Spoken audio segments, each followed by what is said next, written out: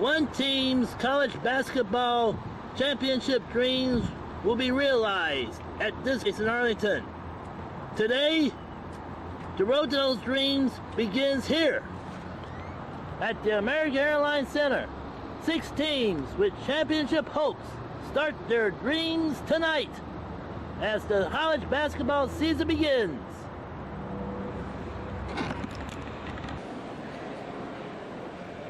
From here at the American Airlines Center to AT&T Stadium, a trip down the 30 freeway westbound is a 20-minute trip. But to be honest, road to the Final Four is a 5-month journey. Lots of twists and turns and some detours. How many times a team's going to be number one by the end of this year? For teams like North Carolina, Duke, Kentucky, this is like a familiar trip, and they got championship banners to prove it. But beware a Cinderella. Remember Florida Gulf Coast? They spoiled some championship dreams last year, and they can do it again.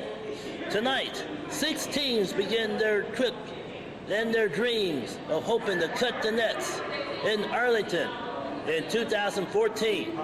The road to the Final Four begins tonight. Hoops, action, and more inside the American Airlines Center. Buckets and Boots, the big basketball event to kick off college basketball here in the DFW, and someone's dreams of championships begins here. 3 big games here tonight. We have SMU and TCU. We got Baylor and Colorado, but starting it off will be Oklahoma and Alabama. Oklahoma from the Big 12, Alabama from the SEC. Like I mentioned, dreams of championship hopes begin tonight. And coming up later on, the Hoops Action and More show, will have post-game comments from players and coaches talking about tonight's first game between Alabama and Oklahoma. So stand by. Lots more Hoops Action and More coming your way on the, oh boy. Want to start over? 3, 2, 1. Hoops Action and More from the American Airlines Center here in Dallas. Buckets and Boots, the big college basketball event to open up college basketball, the road to the Final Four, which will be March in Arlington. And if you hear noise behind me, that's OU. Oklahoma University, the Sooners coming out on the court ready to get warmed up for today's game. Oklahoma and Alabama. Later on, SMU and TCU. And then to close it out, Baylor and Colorado. But first, it's Oklahoma from the Big 12 and from the SEC, Alabama. And later on the Donnie Sport Hoops Action and More show, coaches, comments, and players after the game. We'll find out what they think about today's game and moving forward, their chances of cutting the twine in Arlington in March. Hoops Action and More from the American Airlines Center right here on the Donnie Sports 17 Network. To the main tornado relief of Rudy United in New York.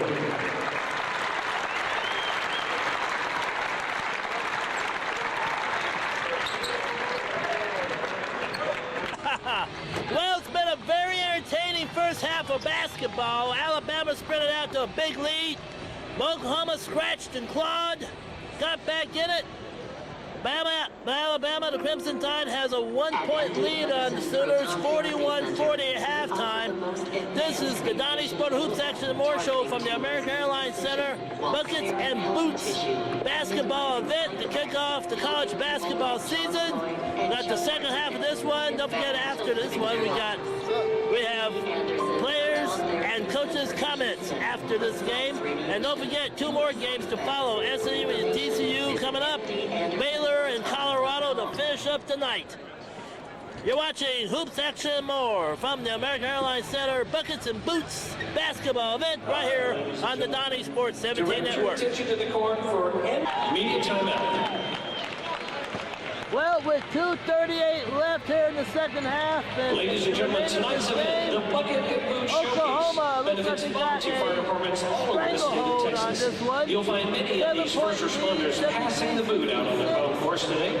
We hope you'll consider making a donation and go to replace and repair vital equipment in their efforts to fight wildfires and to protect so many small communities here in Texas. This game has a little more deeper importance than just the tip-off of the basketball season. Buckets and Boots is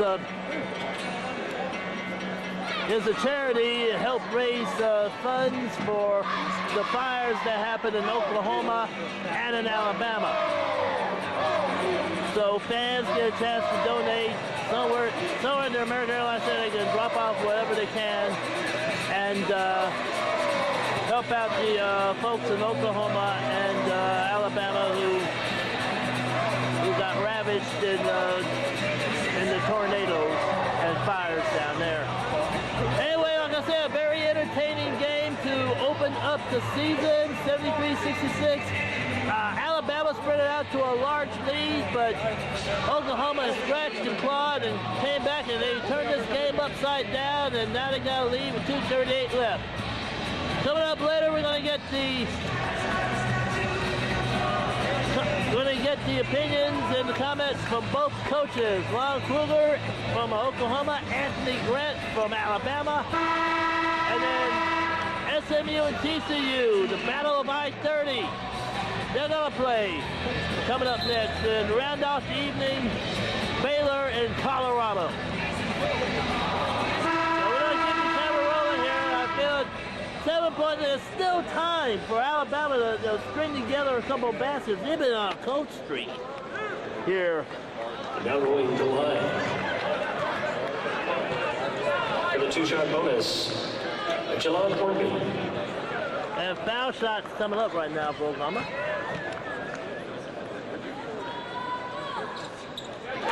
And first one up and good.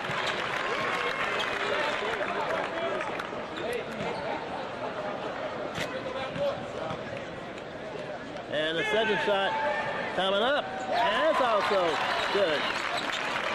And the lead increases 75-66. The 9-point lead. Alabama's trying to stretch and claw, make it close. Carter, turnaround jumper, front iron, no. Rebound. Oklahoma. Woodard with the ball. Woodard's been a busy guard tonight. There's a lot of good guard play in this game. There's some great guards for both teams. They were doing work tonight. Oklahoma's getting the maximum for the minimum, so they're going to be in for a win, but you got to secure the ball. Back on the floor for Alabama, Algie Key. And Oklahoma turns it over. It's Alabama Crimson Tide ball. Minute 55 left.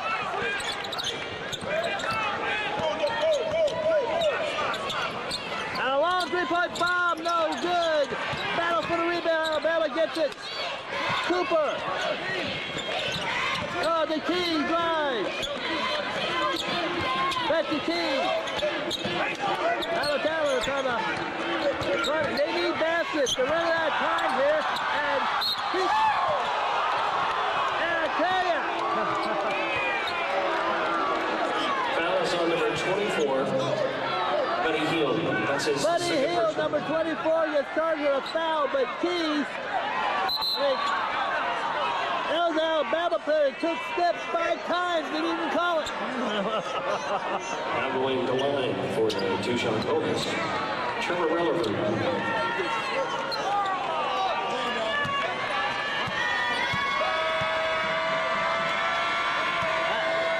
Good time to make baskets when the clock is not running.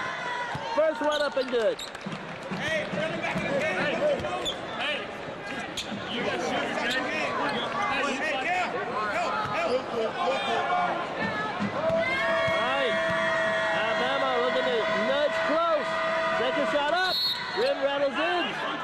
But what do you have? No basket, lane violation. Lane violation, wipe out the basket.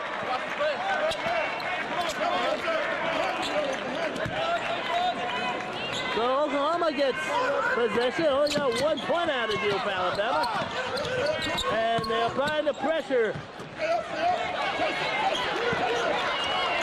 Oklahoma with the time. They're trying to burn some clock. Minute 17. 8-point lead for Oklahoma.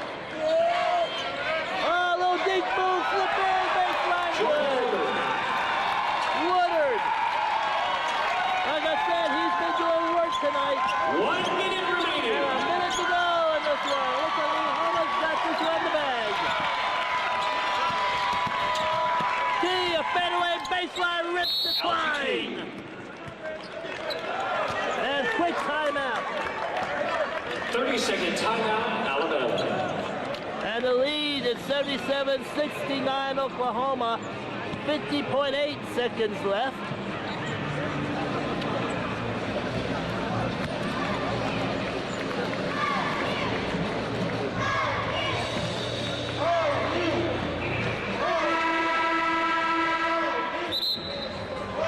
This is a big basketball event here in Dallas, here at the American Airlines Center. The Boots and Buckets basketball event to open up the college basketball season. Like I mentioned, SMU-TCU next. And then Baylor and Colorado to finish up the night. Lon Kruger's team looks like they're in the driver's seat. Oklahoma ball on the floor, shot clock. Inbound. And whoa! We had players flying. And on the other end, a slam dunk down to it.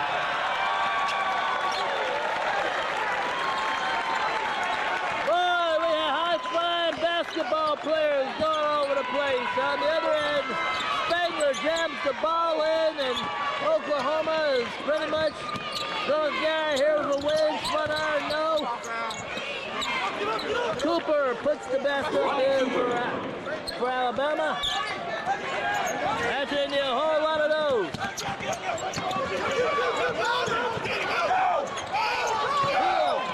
And he gets wrapped in the arm. Foul shot coming up. 32. Randall Hasselbad. fifth personal foul. And Hasselbad is done for the night. Disqualified. 5 fouls, he's done.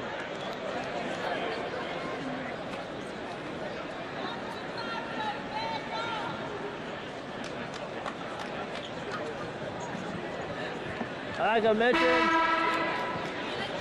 I'm gonna take a look at the crowd. A lot of Baylor fans have arrived. They're happy because their Baylor Bears went to work on Oklahoma last night on the football field. And SMU-TCU fans are in the house in Colorado waiting for their games to get going. 23.4. Start up and good.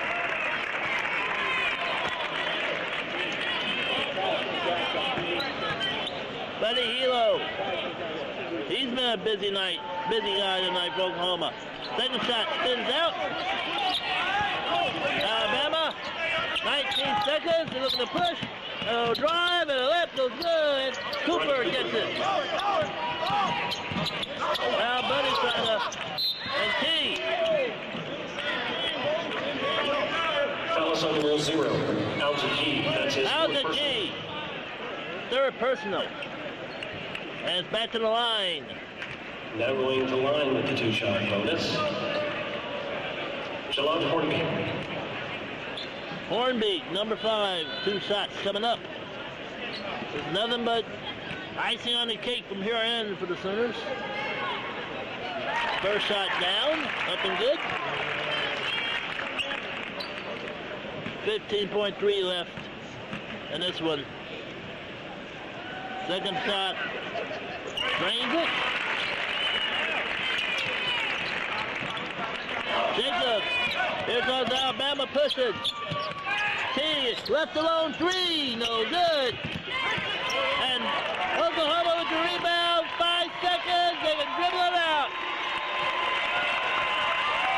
There they are. And at the end of the game, the 72-73, Oklahoma 82. 82-73, Oklahoma comes away winners in the first game of the Buckets and Boots Showcase here from the American Airlines Center. It was a pretty irritating game as Oklahoma was down early, down a lot, but they scratched, clawed, and finally they turned the game upside down and they got a win.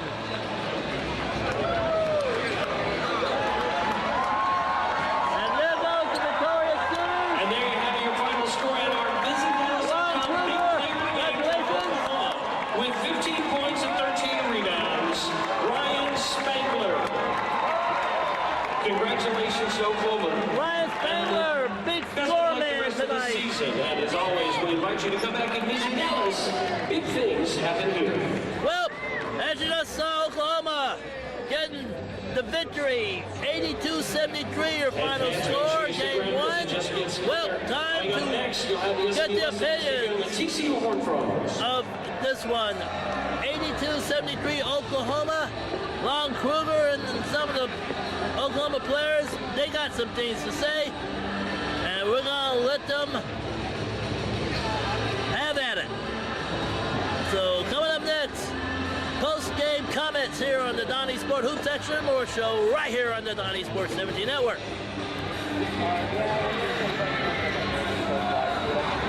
Did I say the Donnie Sports 17 Network? Yeah, I did. It was good to see. You don't know how your club's going to react in those situations. Obviously, Rutherford getting the third foul in the first half had a big impact in the ball game, and yet I thought our guys jumped up there and took advantage of that in a good way. Ryan Spangler rebounding everything. I thought he really did a good job on the boards. A real big key for us there, and then really, Buddy scored, and a lot of other guys. Which I think will be a trademark of this ball club. A lot of other guys stepping up at different times and making big plays. So, good first win. I think Alabama's a really good club. Coach Grant does a terrific job. So, anytime you can get one of those in the right column, you feel good about that. Well, they got a lot of their baskets when you guys got down by 16, just driving. I mean, they were scoring right there. What changed for you guys?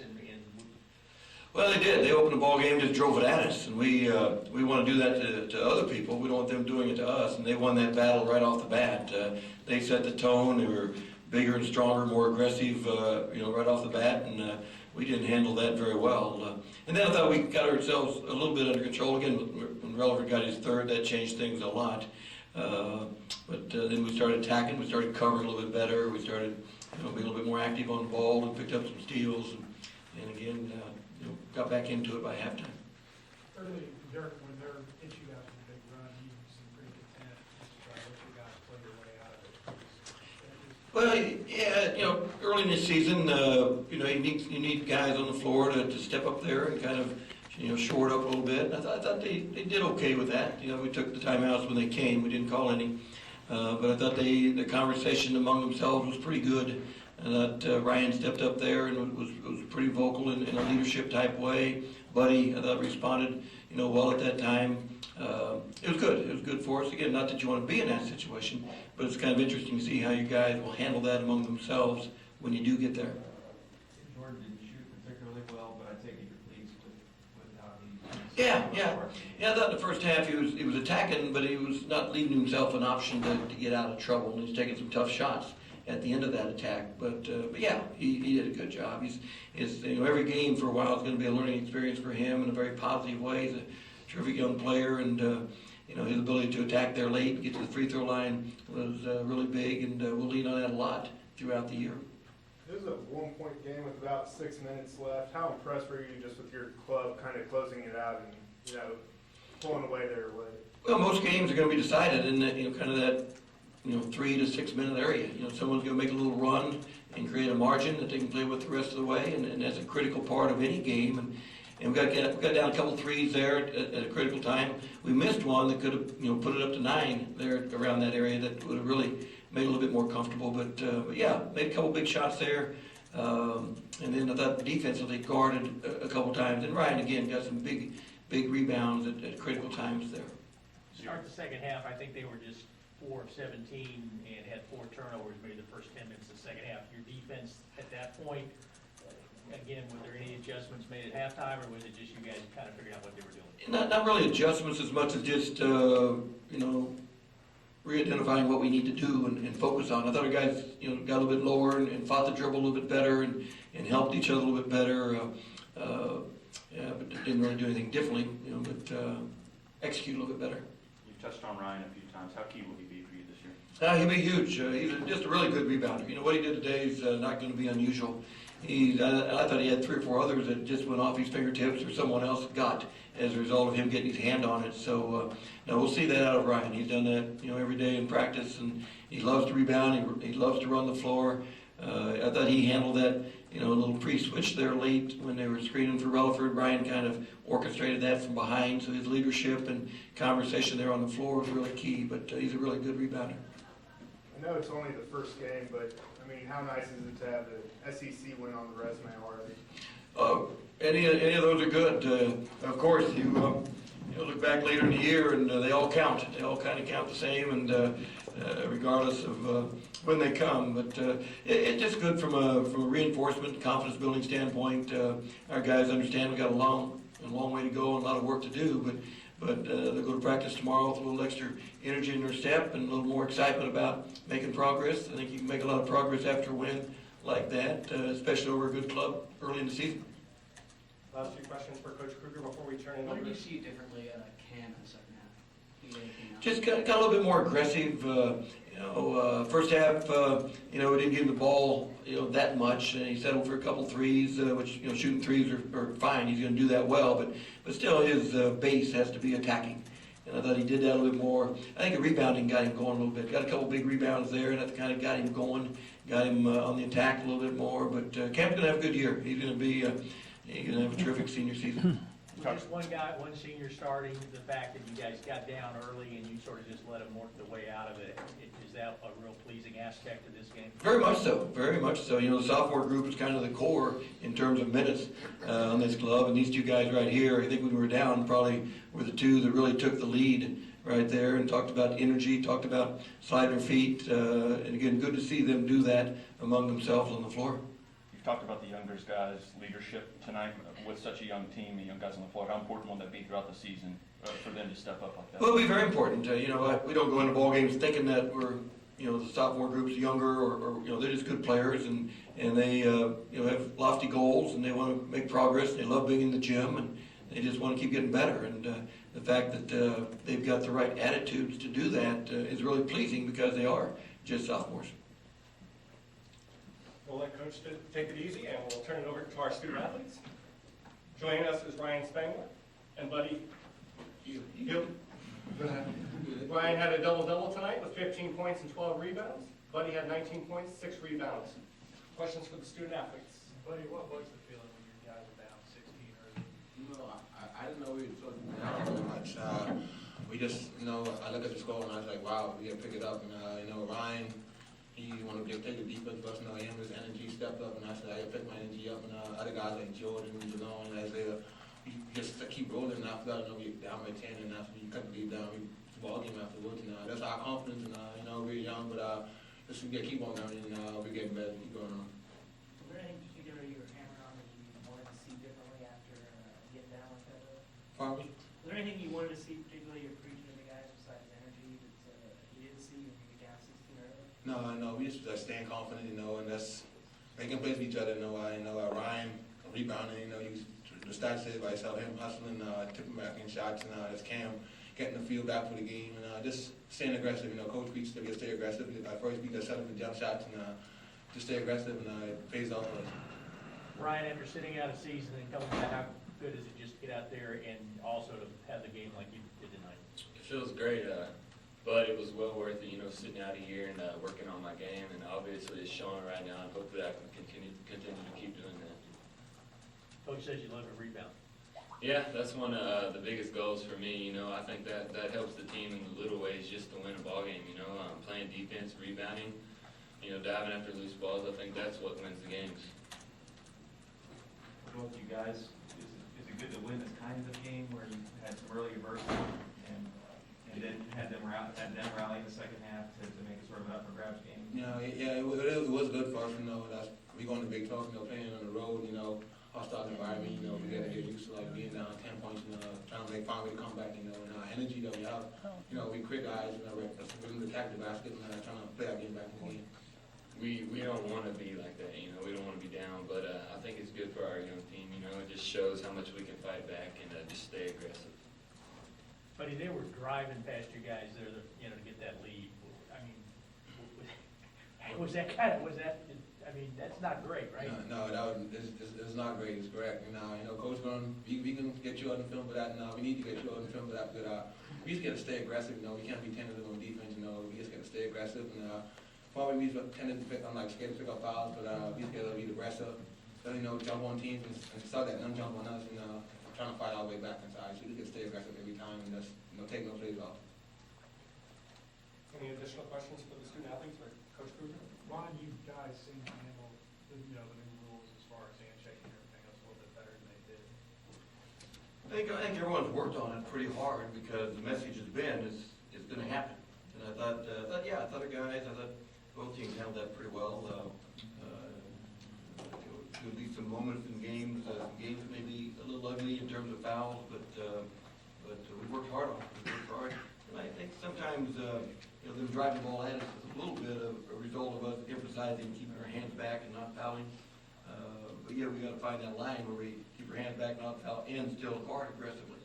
So I thought we were a little bit too passive there earlier when they were attacking us. So we got to keep working on finding that appropriate line. Thank you, gentlemen. Thank you. Thank you. Like I mentioned, tonight begins the road to the Final Four. And it's a 20-minute drive from here to Arlington on the 30. But the road to the Final Four, like I mentioned, is a 5-month journey. And at the end of the journey, someone will be getting this. You're looking at it. This is the 2014 NCAA National Championship Trophy. This goes to the winner of the team that's going to cut the twine in Arlington. As you can see, it's a very, very beautiful trophy here. And like I said, the city of Dallas, actually all of North Texas, has really stepped up. And, keep in mind, 1986 was the last time the Final Four was here in North Texas. And in case you want to know, Louisville beat Duke. I hit that right? You did. There you. And it's a long, it's a 5-month journey, and it's a long way to go, but they're going to need some extra people to help out with this big, gigantic event that's coming to town in April 5th and 7th. And just like the Super Bowl, we're going to need a lot of people. And if you want to volunteer, let's talk to someone who is in charge of volunteering. That'll be you. Your name? Sarah. Hey, Sarah. Hi. How you doing? So if one wants to volunteer just to help out, they'll have a lot of out-of-town people coming to town. And this is like a big, big event. And if you're a sports fan, you got to gobble this up. So if you want to volunteer, where do you go? Go to our website. Go to www.ncaa.com/Final4. And click on the volunteer tab, and that'll bring you to volunteer registration. You can find out all about all the volunteer opportunities that there are. That's right, yes. And, like I said, a lot of people will be coming to town, and no telling from where. Of course, personally, I like to see a Texas team involved in the mix. But, you're going to have a lot of people from all 4 corners of this country coming in. And also, a lot of press, media, basketball junkies like me. They're all going to be piling in when that date comes around. So get your volunteer on, and it's a lot of fun. If you did the Super Bowl a few years ago here in Dallas, there should be no problem. And if you're engaged, if you're a people person, this gig is for you. That's right. Yeah, that's right. So you know the address, you know the website to go to, and who knows, you may end up wearing these lovely wristbands here. Yeah. These. Y'all represent DFW right there. Of course, I represent DFW all the time. Thank you, Sarah, Yes, for sharing that information. Thank you. Thank you. A group of local leaders. Well, it's halftime here in the Battle of the Metroplex. SMU-TCU and a battle it is. 1 point separates the teams. SMU has a 30-29 lead on the Horned Frogs. Like I mentioned, it's halftime. By the way, SMU is one of those teams you might want to take an eye on, and for good reason. Their recruiting class, according to Rivals.com, hang on, there's a Rivals.com guy over here, so I'm trying to get his attention. According to Rivals.com, SMU's recruiting class was ranked number 14, which is pretty good. They got some local kids on this team. And this is Larry Brown's second year coaching the Ponies, and there's a lot of good buzz on the hilltop. So keep your eye on the Ponies. Like, I want to keep my eye on the Ponies. And after this game, we're going to go to the locker room and get the comments from coaches and players as SMU and TCU battle hard here at the AAC Buckets and Boots basketball event. And it's going to be a lot of fun. And this game poses to be a pretty good one down the stretch. Usually when you have the rivalries, the two teams from the Metroplex, the two main schools, is a lot of fun. So stick around. Post-game comments coming up, and we're going to throw in some action highlights as well. Hope you like them here on the Donnie Sports 17 Network. Well, here we are, the final few minutes, actually 2:34. Here in the second half, SMU and TCU. SMU's got 62-57 lead. Shoot the 1-and-1. Ryan Manuel, I got it right. First shot up and good. Second game of the night as far as the basketball triple header we got going. Real spirited crowd here tonight. Second shot up and good. SMU up 7, got a little lead. It's been a tight game back and forth for a while, but SMU looks like they've got some spacing going for themselves right now. As the TCU's trying to come back. And here's the steal. SMU driving on the foul. And he made it all the way to the crowd. There he is. Daniel Ryan will have more foul shots coming his way. Now going to line for 2 shots. Ryan Manuel. A little bit about SMU's ball club is Ryan Manuel, I'll get his name right. Isaac. Up and good.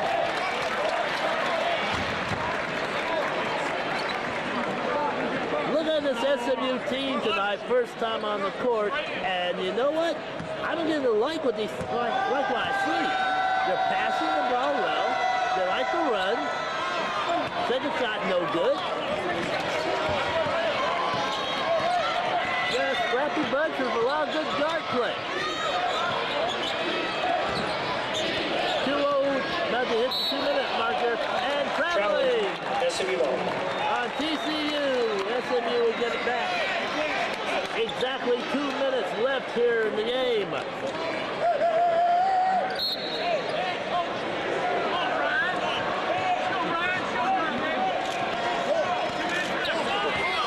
Nick Russell with the ball. That's out to Manuel. Russell again. This trying to drive. Whoa! The foul is on number 22, Jarvis Ray. That is his 5th personal foul. And Manuel hits the tip hard. But he's up. And that is the 10th team foul. SMU will be in the double bonus for the remaining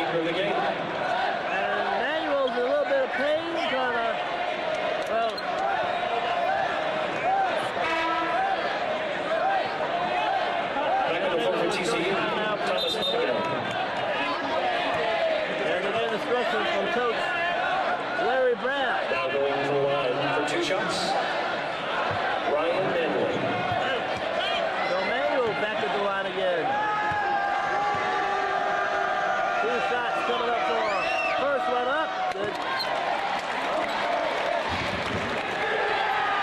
points for Manuel. As the clock winds down, 1:41 left here in the game. Second shot by Manuel, fires it up and good.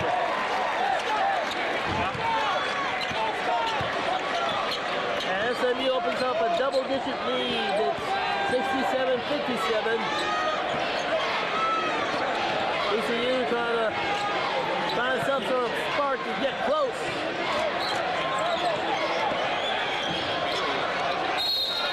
Oh, and we have a whistle and a foul.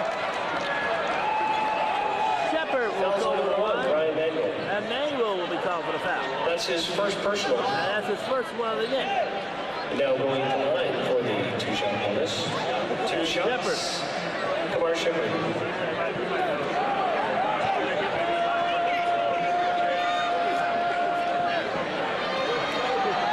Shepard's first shot, dancing around and in.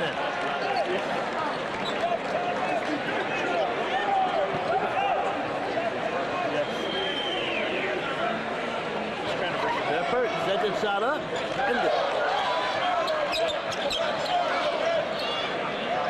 Minute 21 left in this one. SMU has the lead. They're in no hurry, but they're going to quickly bring it up anyway. John Williams, over to Moore. Williams again. 1 minute remaining. Moore has the ball. 1 minute left in the game. SMU trying to milk the time. And Will picks up a brick. Woof.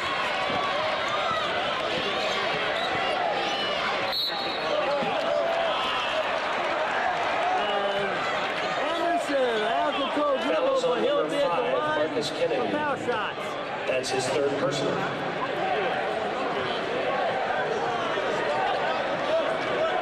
Now going to line for two shots, Kian Anderson. Kian Anderson. Two shots for him. First one up. Good. Back on the floor for TCU, Michael Williams.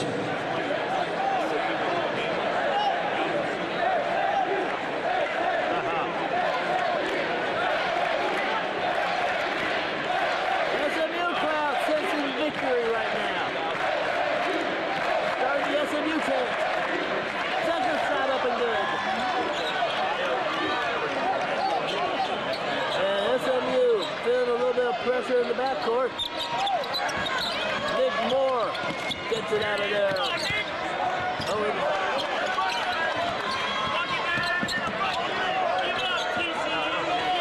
Manuel wants to drive, and he'll be at the foul line again. Foul number 11, Brandon Parrish. That's his first personal.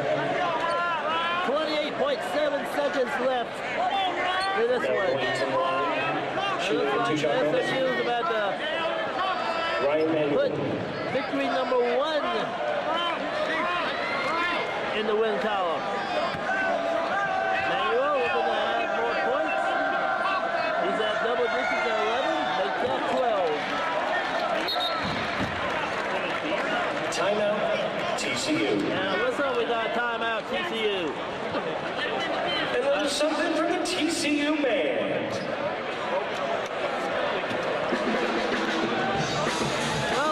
To wrap up the second game here at the big basketball event here in downtown Dallas tonight.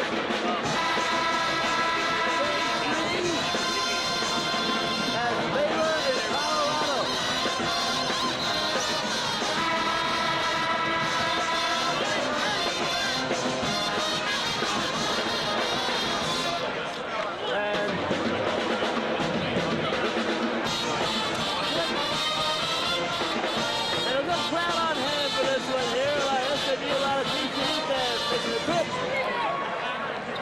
Back to action. Back to the line for one shot, Ryan Manuel. And Manuel looking to add to his total. He has 12 points on the night, looking to make it 13. Eyes it, puts it up, and no good. Shepard the rebound, it goes pushing, trying to get whatever points they need. They move in the lane, whistle, and a travel.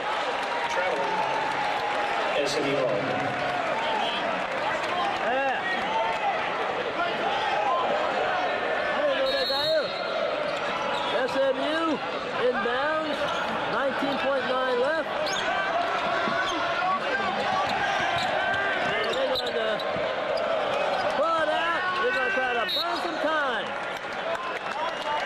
And what do we have? Fouls on number 2, Michael Williams. That's his first personal. Michael Williams. Now going to line. 2-shot bonus. Nick Moore. Nick Moore. And let me put the camera on the SMU crowd. They're a loud crowd tonight, and they're getting their money's worth. They're going home with a win. First shot up by Moore is no good.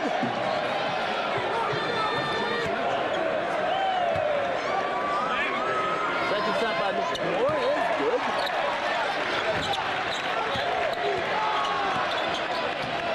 The Frogs hurry up. No good. Moore to rebound.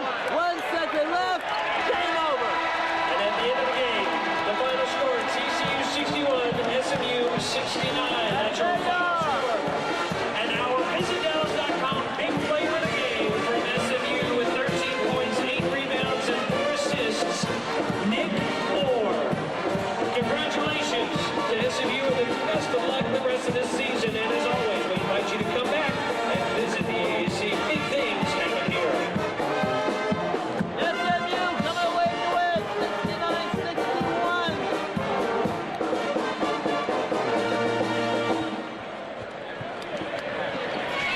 I tell you, SMU should be very proud of the effort tonight.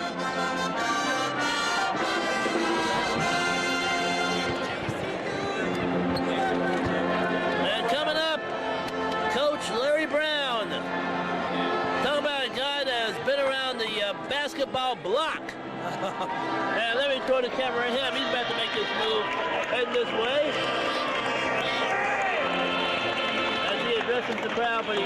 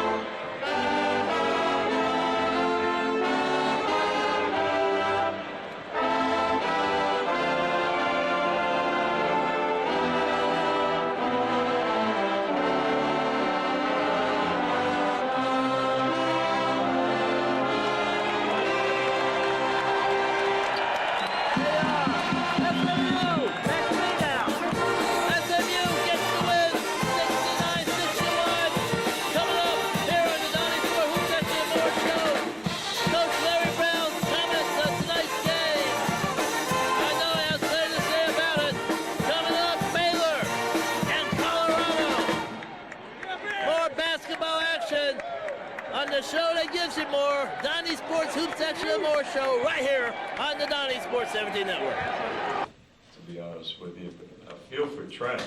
You know, you got Fields on the bench and Weatherspoon on the bench, a couple other big kids.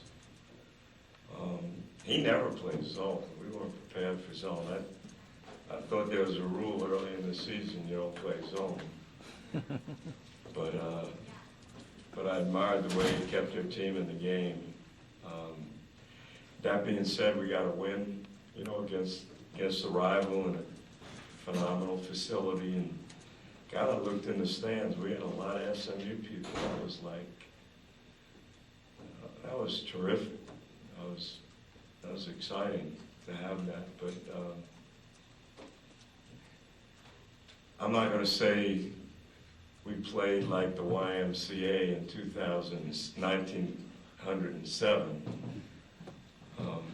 But we had an 18-6 lead and a chance to blow the game open. All of a sudden, we're playing like the summertime, taking shots with one pass, turning the ball over, getting ourselves in foul trouble, and then they controlled the tempo and did a phenomenal job of getting back in the game. But we hung on, got a win, and I think we all should be excited about that.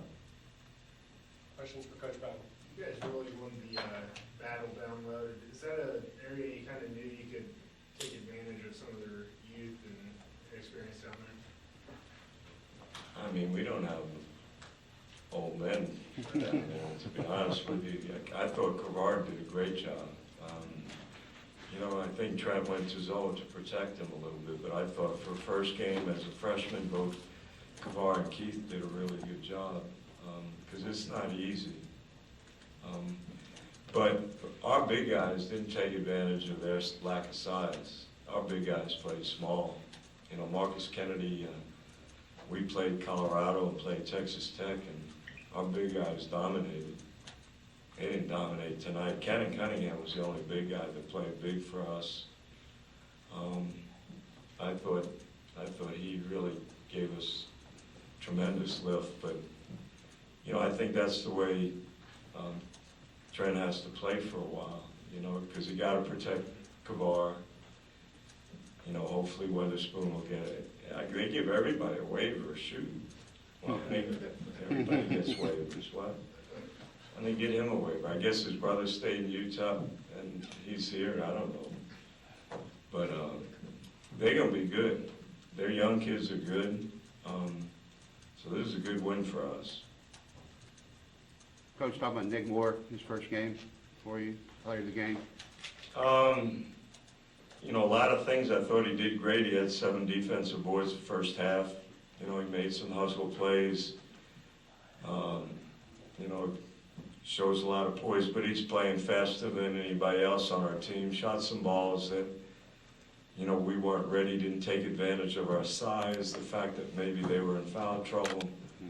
But he'll learn. This is the first time he's played in a long time.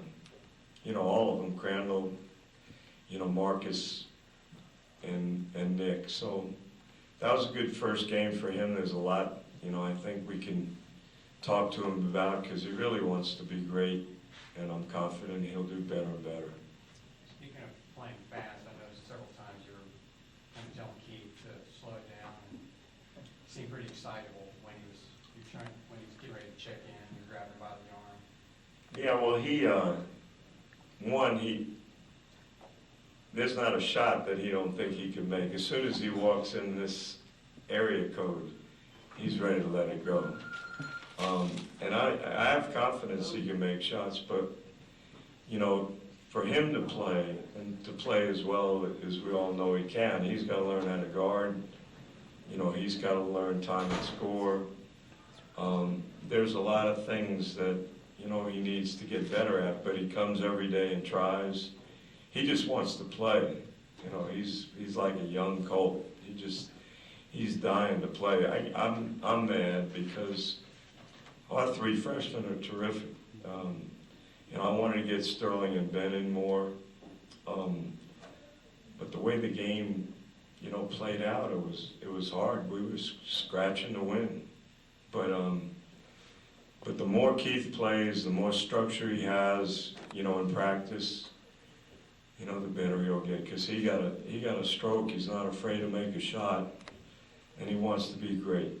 So. What were you trying to accomplish by telling him that? I just want him to let the game come to him, and I tell him all the time, the offensive part of it, we figured that one out. Now he's got to figure out all the other things, that it takes to be a great college player.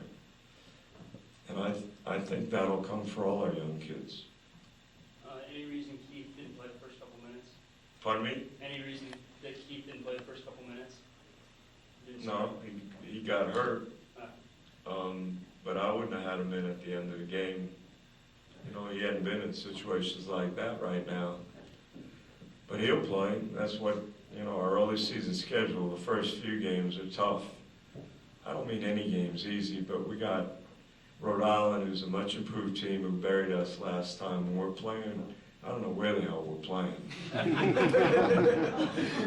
then we got Arkansas at Arkansas, and if we get in a rat race in Arkansas, that'll be miserable. Then we got tremendous tournament at Corpus Christi. Virginia's a ranked team. So we're indoctrinating a lot of these young kids pretty quickly. We had 2 great scrimmages, but we didn't play anything like those scrimmages. We played like strangers tonight. Scrimmages, we tried to prove something and did it very well. Coach, why wasn't Jalen Jones with the team tonight? We're going to talk about that a little later. Jalen, I think wants badly to be a starter and wants to be a small forward and wants to play 30 minutes, 35 minutes a game. And I don't know if that's in the cards right now, so we're trying to figure it out. But he's done everything I asked. He's been great. He's right now trying to think this thing through. But I can't guarantee anybody on our team, minutes. I'm going to play guys positions I think they help us win. So we're going to try to figure out what's best. Can you talk about the performance of Ryan Manuel in like the last 30 minutes, getting to the line 8 or so times and actually making most of his free throws? Yeah, he had some good, some bad. He had some chances to finish on the break that, we didn't accomplish. But he's getting better every day, every second. He competes and tries. Last year he played out of position. This year with Nick, it's taken a little pressure off him, but, he's only going to get better. Coach, can you talk about the final question, guys? Can you talk about the new hand-checking rule and how your team's going to adjust, and how all of college basketball is going to have to adjust? I have no clue what's going on. I saw it in the NBA, and it was terrible, I think. I couldn't agree more with freedom of movement and trying to open up the game, but I've said this my whole career. Until you figure out a way to get more shots, you're not going to get more scoring by putting people on the free throw line. And I think that's going to be the end result, and then you're going to see teams playing zone. You're going to see good players sitting on the bench. And I know the referee is going to adjust or try to adjust. The players are going to try to adjust. But I was with the NBA for 10 years. When they put that in, they were talking about how scoring was up. Shots went up 1 shot per team, per game in 10 years. Went from 80 to 81. But all they said was shots went up. And if you watch an NBA game today, you see them go up and back and up, and that's it. It's like offensive linemen. If you can sprint 30 yards, you're in shape. So I think, but I couldn't agree more, but widen the lane, make kids fundamentally more sound, teach them how to pass and catch and cut and shoot, and then you have a better game. We're playing them too young. We're not working enough on fundamentals. We got kids that are young thinking they're one and done. We're putting them in systems rather than teach them how to play. And I think that's the end result of what they're talking about. So figure out a way how to get more scoring, more shots is the only way I know, and better fundamentals. And they'll get mad at me, and I don't blame the referees, I don't blame the rules committee, but if they call Fred Hoiberg and they call me or any guy that was in the NBA when that was implemented, they'd have told you the same thing I'm telling you. David Stoudemire, Fred Hoiberg, any college guy that had a pro background will tell you exactly what I'm saying. Thank you, Coach. I've got my stat books here, guys.